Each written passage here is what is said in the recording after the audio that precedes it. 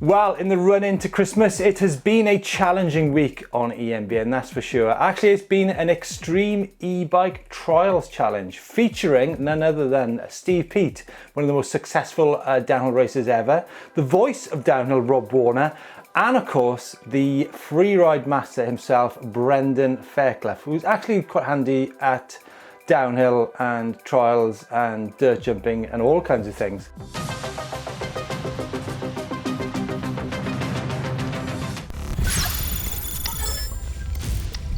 Chris, you're familiar with Brendan, aren't you? Yeah, he's certainly an animal on two wheels, and he's getting super handy on that e-bike too. I think he's spending too much time on that thing. Well, he actually only spends the winter on it, but I think what's the great thing is you've got some riders who are primarily downhill riders, but they're absolutely incredibly skilled at anything two-wheelie. We've seen it with Fabian Burrell, we've seen it with Nico Vulio's. You know, for you to be world class, you've got to be good at a range of things, and I think e-bikes allow you to do these sort of slow speed skills as well as high speed skills. So yeah, so that's going to be coming out in January, so don't forget to get tuned into that. Meanwhile, we've got a lot of news this week. Now, the big news recently is that the masters of two-wheel, Mavic from Annecy in France, have come out with their first e-mountain bike specific wheel set. And it is a substantial offering. There is a system support weight on these wheels of 180 kilograms. So they're a seriously solid set of e-bike wheels, and some great features on there too. No more so than the option of having different types of free hubs. You can either go for a loud option or a quiet option. Chris, what's your feelings on free hub noise? I'm one of those guys that it says you can have a loud or a quiet freewheel, so I'm always up for the loud version. I just like hearing that buzz going down the trails. But what are you, Steve? I'm guessing a quiet rider. Didn't you mention earlier that you like the sensation of speed? I guess it's something you need, right? True, yeah, it's the noise coming from it, you know, it sort of makes you realise how fast you're going to hear that buzzing away at the back. Yeah, and then of course talk about the sort of no rim tape. It's a very simple and reliable way of getting tubeless fitted to these wheels, correct? Yeah, so it's a one-piece design for the rim, so you've got no rim tape, no drillings whatsoever aside from your valve, so you're going to get no leaks on there, and even if you snap a spoke, it means you don't have to faff around and re-tape the rim. It's just a simple screw in, spoke, and you're good to go. Yeah, so another few features on it, there's a black shield coating, which means even if you dent these wheels, they'll still retain their good finish. Available in both 29 and 27.5 wheel sizes. They weigh in at around 2 kilos, so like I said, it's a really substantial set of wheels that you're getting here. And the price starts at around €650, I think, Chris. That's right, yeah. So yeah, good looking stuff from Mavic, I think, Steve. Talking about good looking stuff, Chris, I have got here a new set of specialised shoes. Whoa, which ones are those? Check those out. Those are the new Tufo. So they come in either this sort of green colour or also in black. Totally redesigned. And I love shoes, don't you? I love a new fresh set of shoes, especially over winter. You're sort of always, you know, you get these fresh new shoes, but you go out and get covered in mud straight away, and then you think, oh, I'm going to keep them for best. But yeah, having a fresh set is always great, isn't it? I might keep these for best, actually, to go with my gold logo EMBN t-shirt. So guys, don't forget to check into the shop. I think there's a few gold ones left there, but I think they're getting pretty thin on the ground. What else we got in the news this week? Commencal from Andorra, a really nice new range of bikes. Beginning at, I think there's 8 models in the range, beginning at €3,999 for the one with the external battery. But I guess the big news is the new EP8 motor with 630 watt-hour batteries in the new range. Now, I really like the 29-inch wheel versions. They do a 27.5 version as well, but the 29s come with 160mm travel on the rear and 170mm up front. Chris, these are going to be flying machines, right? They are, aren't they? I'm really liking the look of that Öhlins edition one. Look at that, super nice polished finish on that. Great stuff.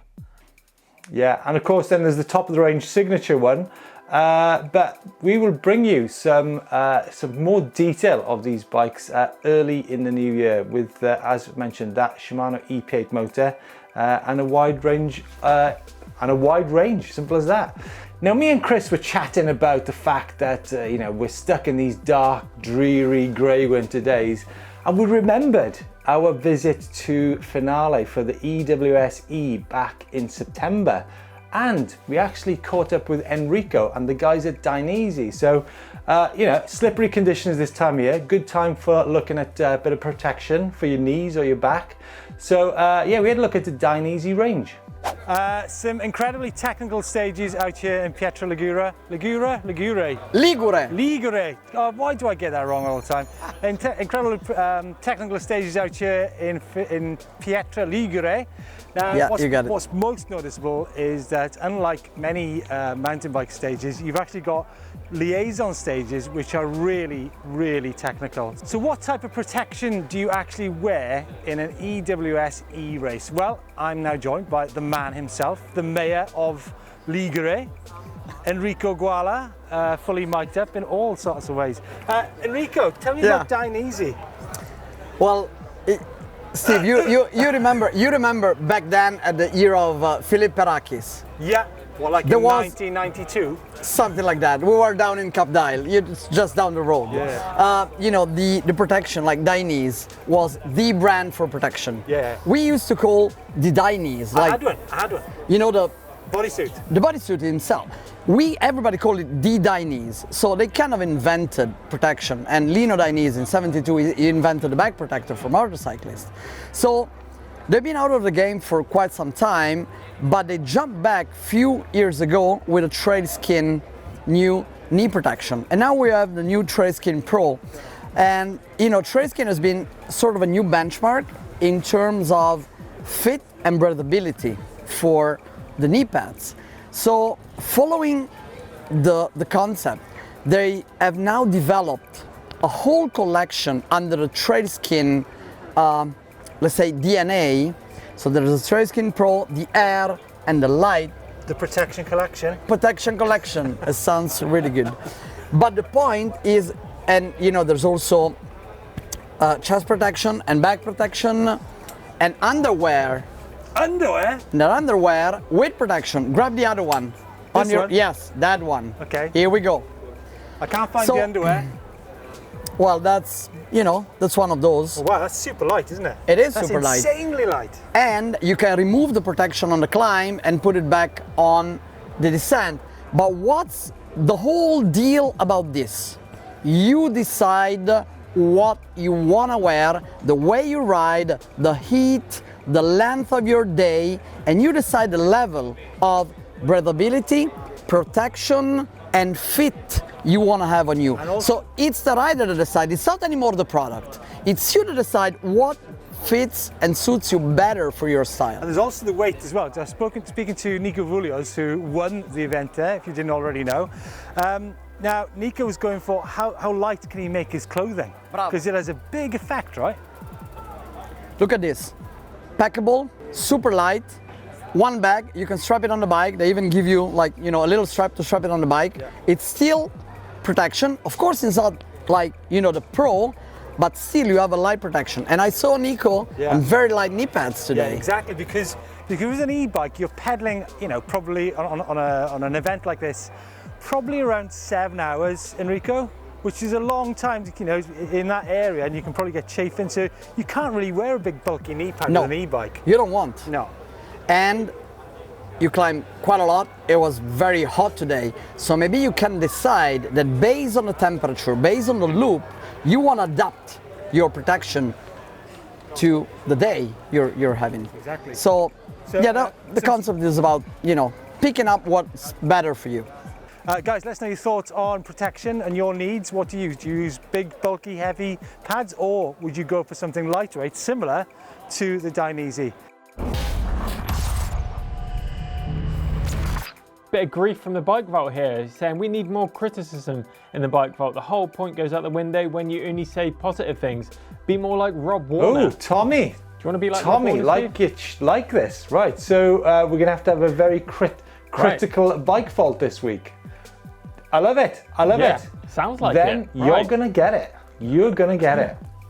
I mean, I know it might be Christmas, Tommy. It might be Christmas, but yeah. But has Tommy actually got any pictures in this week's bottle, Chris? He better have. I don't know, but if he has, you're going to go hard on him, Steve. He's gonna be scared of you. He's gonna be scared of you. Coming up this week on EMBN, we've got a great week of content as always, and kicking it off on Friday is the turn of the Yamaha PWX2 motor to take on the mighty course of the 104 Power Stage. How do you think it got on, Chris? I think it did good. I think the Yamaha motor is a really strong motor, and I always like the instant acceleration from that motor. It's a good one. Yeah, I think it's quite surprising that more brands don't choose the Yamaha motor, because it's super strong, very quiet, extremely reliable. I think a lot of brands are missing out with that motor. Definitely. And on Sunday, we've got a cool video here from Neil. Is can an e-bike replace my car? Now, can an e-bike replace your car, Steve? Well, can it? Can it? Don't know. I think so. Tune in I think it can. Sunday. It's actually a very cool video that Don did there. Doing a bit of off-road, doing a bit of commuting. And then on Monday, we're going to be looking at Future Tech 2. Now, we've already had our first Future Tech version up on the channel with Jan Talavasek and Philip Klein, who are the heads of e-bikes. But on Monday, we're having a look at the different weights of e-bike and how the market seems to be increasingly splitting into lighter weight e-bikes and heavier weight, higher torque bikes. So that's coming out on Monday.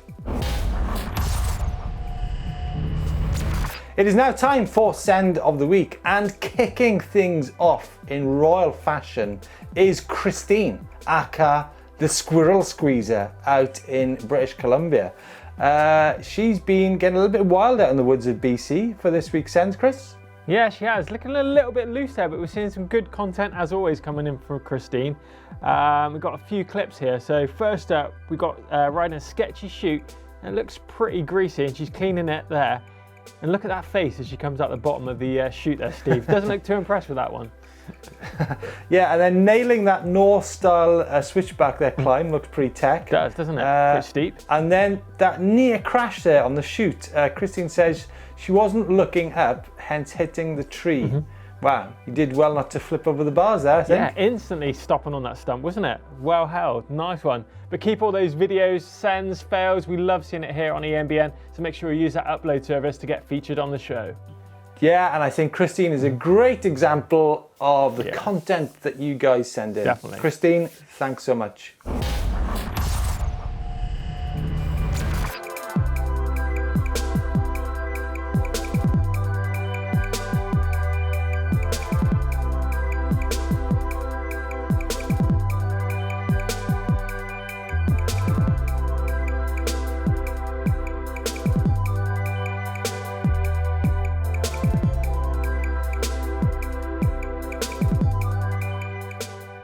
So, where have you guys been over the past few weeks? Some beautiful shots, I think, as ever.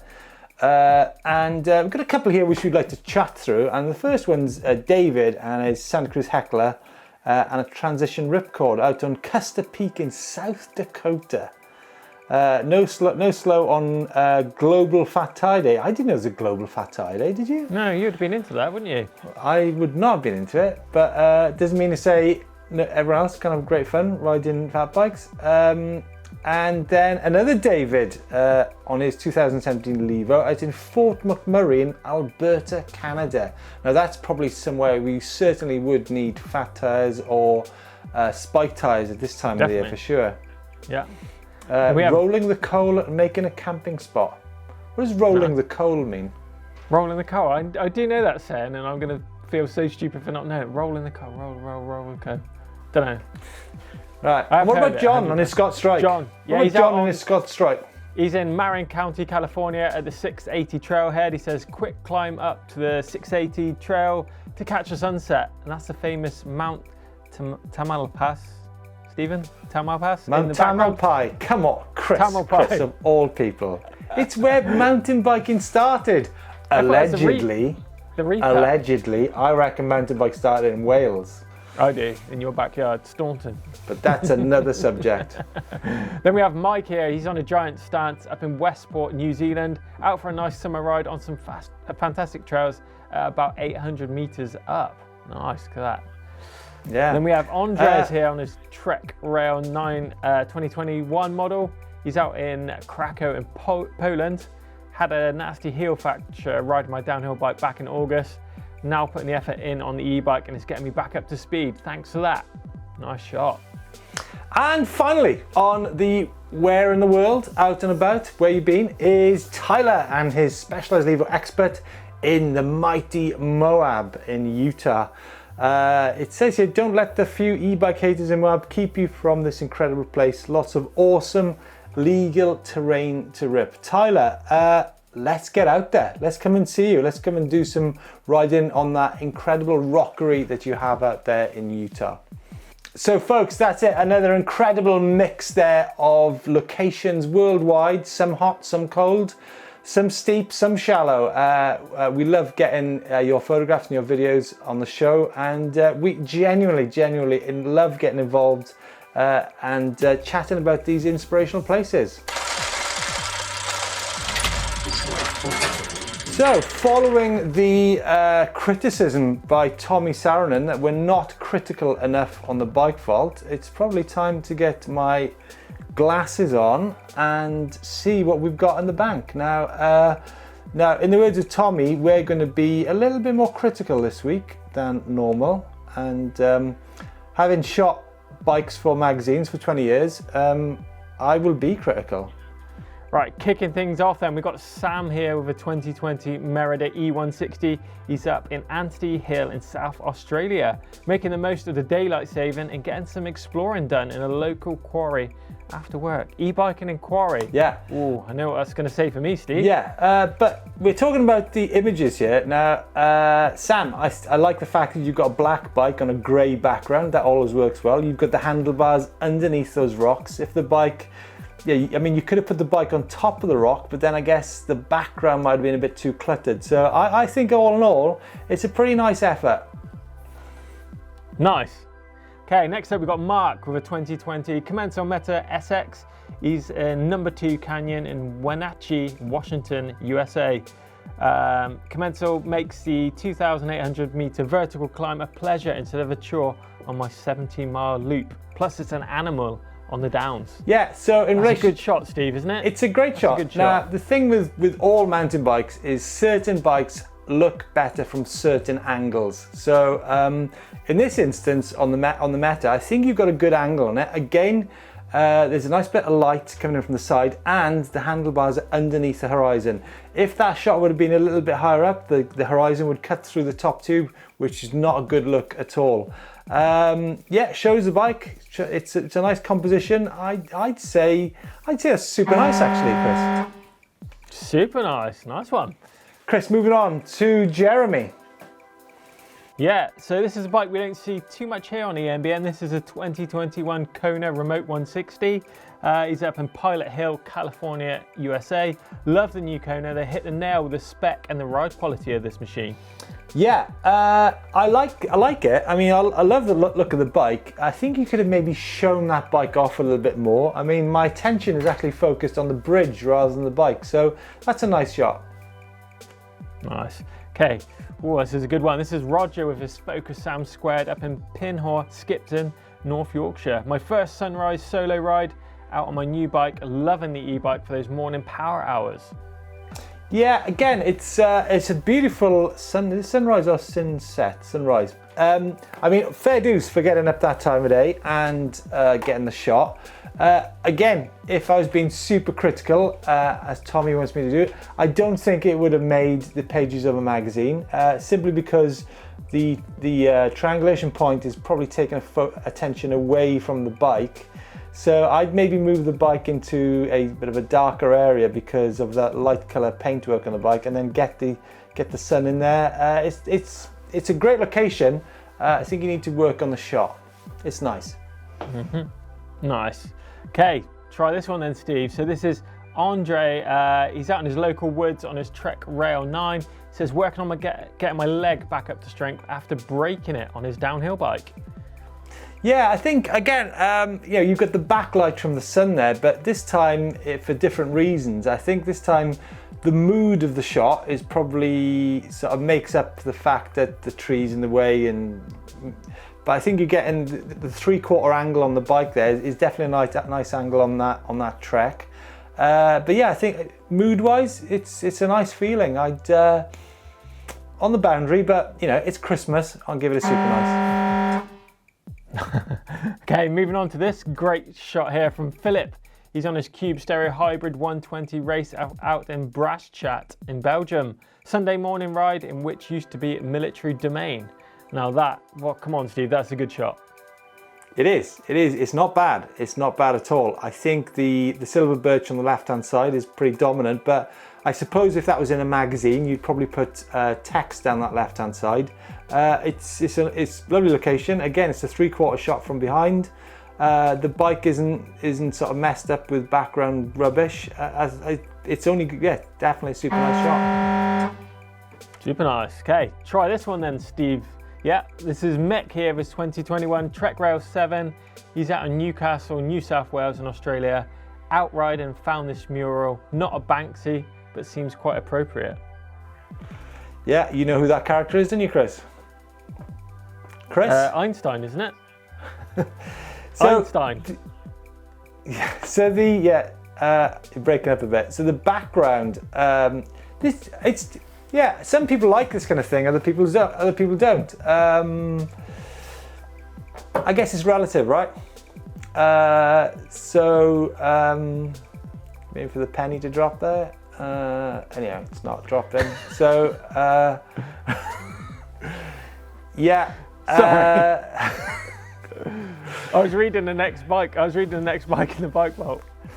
So yeah, it's nice. I think it would actually have been just as good with the black brick, but probably you could have taken a couple of shots for us for the bike vault. But still, it's a nice job. It's a nice location. Definitely. Well, another nice shot coming in from Kenneth here. He's out in Salmon Bay on his Orbea Wild M20, out and about on his for a solo ride. That's an incredible backdrop there. This is Malta. That reminds me, Chris, of Croatia. Remember we went there, Croatia, on the great bikes? Yeah, definitely. A little bit of shadow on the bike. Could have moved it across to the have the blue sea sort of silhouette the bike itself. So if you'd have come to your right a bit, I think it might have edged its way into super nice. But again, you need to be careful where the sun is. I guess it's like I said, there's a bit of shadow on the bike there. It's nice. So to conclude with that beautiful location shoot, I think Where in the World is a place for locations, and the Bike Vault is a place where we focus on bikes. However, that Silver Birch location proves you can have a little bit of both, and I definitely think, Chris, that is the bike of the week this week. Would you agree? I think, yeah, definitely some strong entries coming in, but I think that one, yeah, it's definitely saying e-mountain biking to me, and as you mentioned, it is a hell of a shot, great looking bike, great location, so yeah, definitely for me that takes it as well. So guys, sorry to be super critical, but it comes on the request of Tommy Saarinen, who has been an EMBN viewer from the very beginning, so have to listen to your guys' requests. So keep the requests coming in. Please don't be offended, but at the same time, make sure you do a better job next time. Definitely. And let us know what you think about all the latest kit from Mavic, Commencal and Dainese, you know, which featured earlier on in the show. Give us a thumbs up if you enjoyed it. Don't forget to get involved down in the comments. Subscribe to us here on EMBN and find us on social media and give us a follow. Cheers for watching and see you next week.